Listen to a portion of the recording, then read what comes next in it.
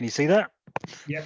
Perfect. Yeah, so Matt asked me a while ago if I just kind of do a little talk about the process we went through to mobilise our volunteers at Locomotion. I know a lot of people are probably on different points in the journey, so whether you listen to this and think that's exactly what we're doing, so great, or whether it's something that you're planning, so you give you ideas, then hopefully this will be of some help. A bit of background. So Locomotion is one of the Science Museum Group museums. We're up in County Durham. We're a railway museum, as you probably could have guessed. Before lockdown, we had about 160 volunteers. About 50 of them were regularly active in the museum. Our volunteer base is predominantly a more senior gentlemen. And obviously in March, we locked down slightly before lockdown came in, and all volunteering ceased. We pretty much chucked out of the museum. So as we head towards reopening, we kind of had several kind of core principles that we wanted to stick to. First and foremost, the health and safety of our colleagues and visitors and volunteers was paramount. We weren't going to just bring people back just for the sake of it. And to achieve that, we wanted to do a slow and steady approach. So this worked for our opening, as well as bringing back volunteers and everything that we've done, where we've started at the minimum and slowly build up. So this led into a phased return of volunteering, which basically meant that we said from the start, well before we even reopened to our volunteers, that not everyone was going to be coming back in one go, whether that was because their rule was untenable because of the regulations and policies we're going to have to bring in, or whether their rule wasn't kind of as operationally as vital, and therefore, we wouldn't want to put their safety at risk to get them back in.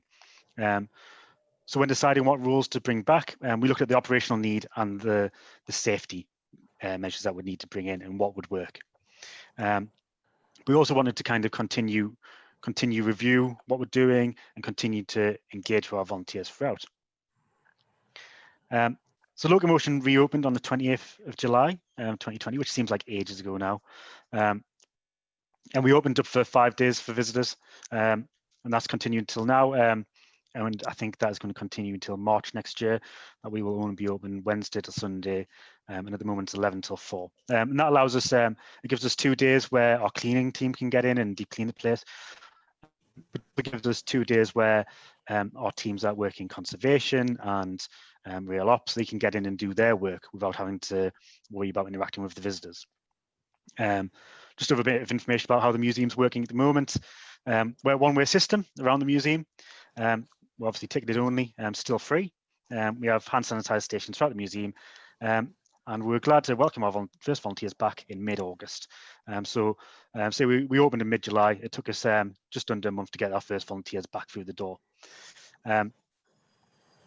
We were the first museum to open in the Science Museum Group, and a lot of the reasons for that were, for those who have been to Locomotion and those who haven't, we're quite a large building, and it suits itself for keeping socially distanced. It suits itself for a one-way system. We have quite a lot of outdoor areas that people can explore. So we were a little bit like the guinea pigs. We had all of the stuff that they're looking for to bring in to open us. So I said, we wanted to get our volunteers back, but it wasn't an easy road. So as I said, phase 1, we looked at the operational needs. What did we need? We needed someone to talk to visitors. Unfortunately, a lot of our kind of visitor engagement rules didn't suit social engagement measures that we brought in. So one of our core rules was cab access volunteer or cab guide. So they would stand inside on the footplate of a locomotive, welcome visitors in, tell them about it. Obviously, unfortunately, locomotives weren't designed with social distancing thought into the planning. So that was out the window. So a lot of our kind of normal core engagement rules were gone. So we introduced a new rule, visitor ambassador. I'll talk about that in a minute, to kind of talk to our visitors. After several months of being closed, our our collection needed care. We don't have a permanent conservation team at Locomotion. It's we borrow the NRM and York's team, comes up occasionally and does stuff. And normally that works fine because they're heavily supported by a volunteer team. So we're very keen to try and get both the workshop element of that and the conservation gallery assistants back as soon as possible to carry out that work. On top of this, we wanted to continue doing remote engagement. So throughout lockdown, we've been sending out more regular newsletters, communications. SMG as a whole had set up a regular coffee morning for our volunteers to take part in, aptly managed by the very talented Matt Hick. And we continued to engage our volunteers throughout. So the idea is that it wasn't just me making decisions alongside my manager. We were talking to the volunteers throughout to make sure that they felt secure in coming back, they felt ready, and that they had a bit of say on when they come back, what their role would look like. This wasn't just top down. This also included working with their supervisors. Obviously, as like everyone, a lot of our teams were furloughed. So when we were allowed to bring people back really dictated to when their staff supervisors had returned as well. So our last staff supervisor returned last Monday. So they're able to kind of start the work on talking to their volunteers and when best to bring them back. But as I said, some rules were suspended completely, either because of safety measures or the lack of supervisors. Some volunteers have chosen not to return because they don't feel comfortable yet. So it's still important for us to kind of continue that remote engagement as well. As I mentioned, we set up a new rule. The idea here was if a volunteer wanted to come back, but their activity, their role hadn't restarted yet, they were welcome in to carry out this rule. The core reason for this rule is we were saying we wanted to sanitize the building, but not the experience. And for us, we're a big empty shell of a building with lots of real vehicles in. Without someone there to be that friendly, welcoming face, to answer questions, to point out the interesting stuff, it can be a very sterile environment. And our volunteers are the experts at that. They're the experts in the building. They know how the building functions. They know the ins and outs of it. They know the local area. So it was important that we got that expertise back in. So we invited not just our normal engagement volunteers, but all of our volunteers, if they wanted to, could come back as a visitor ambassador. And we recruited so that we have between 3 and 4 visitor ambassadors every day now on our 5-day opening, who come in and do a variety of things. I say stand around talking to visitors, pointing the interesting stuff out, but also help us kind of steward kind of pinch points in the one-way system where people might get confused or collide into each other. To bring the volunteers back, we had to go through a pretty strict kind of regimen. So they were all invited back formally with a formal letter,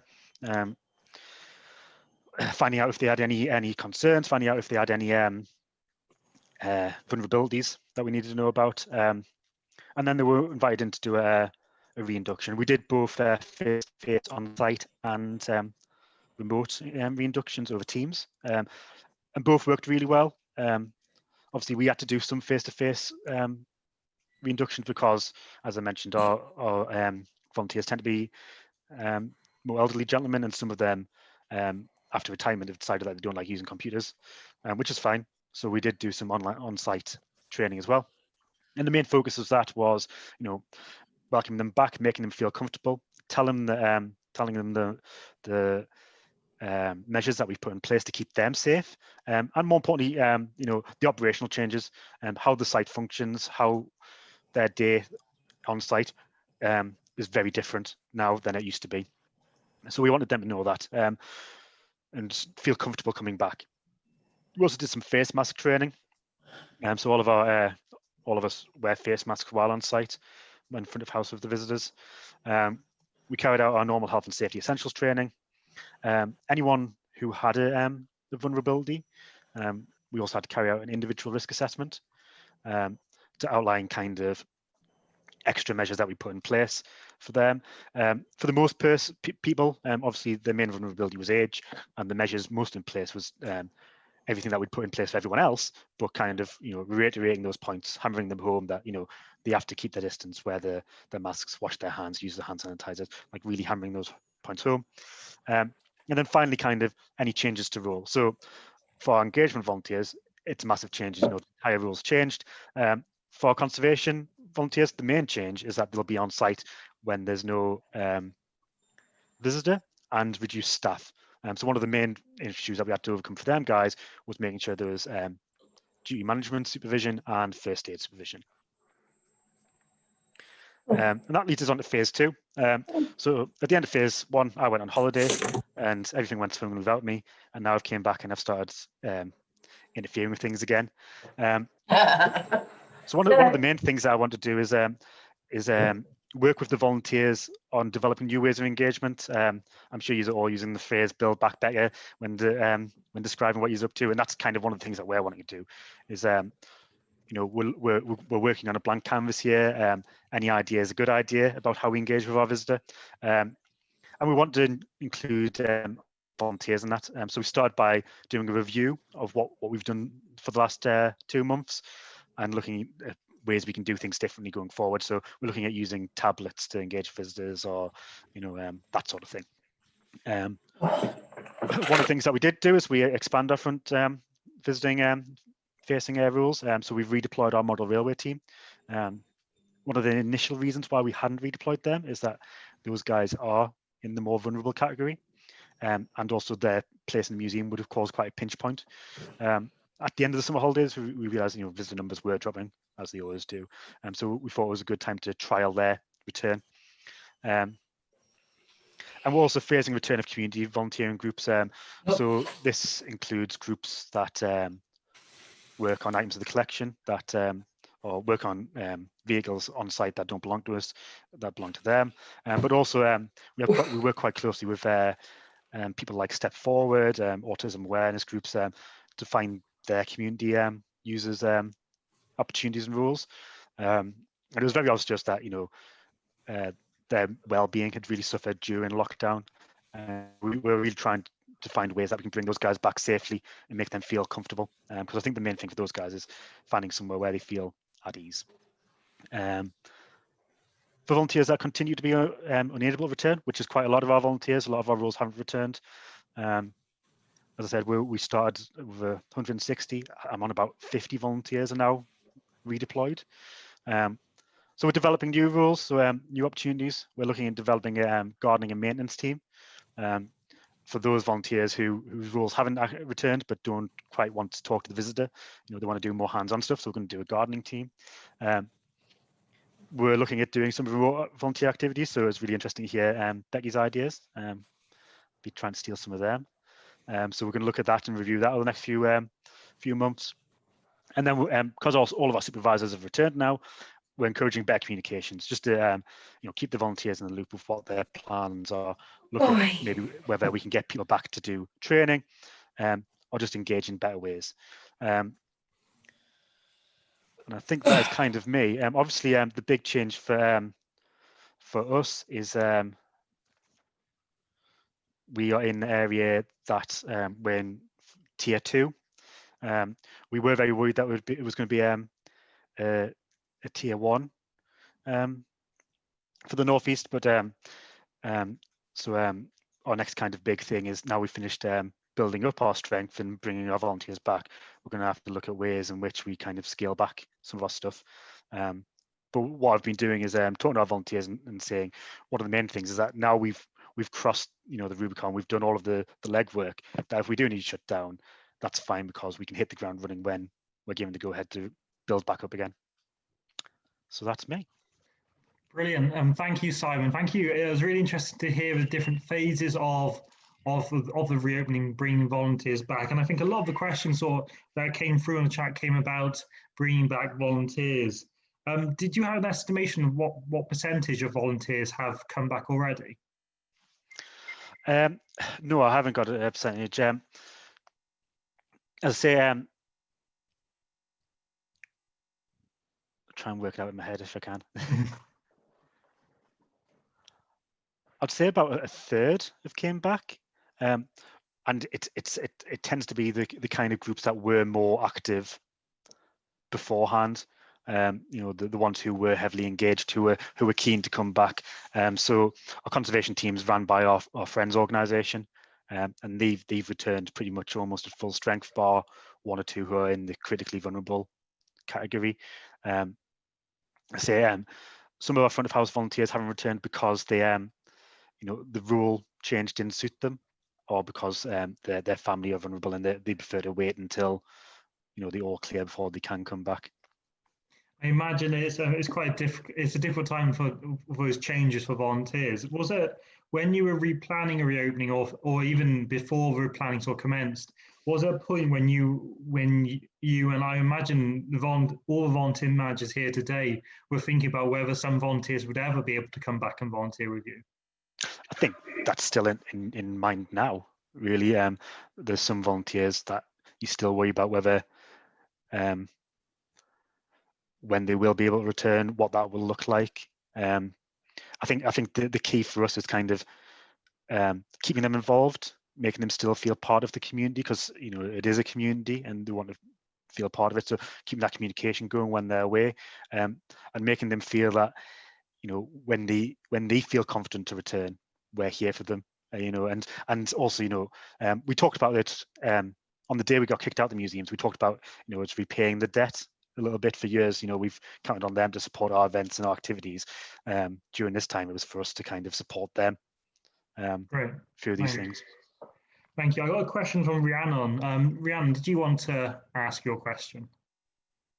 Yeah, sorry, I had to find my mic then. I was like, oh, speak. So I'm just keen to know, I think a lot of us have had to readjust our visitor-facing engagement to sort of social distancing and COVID.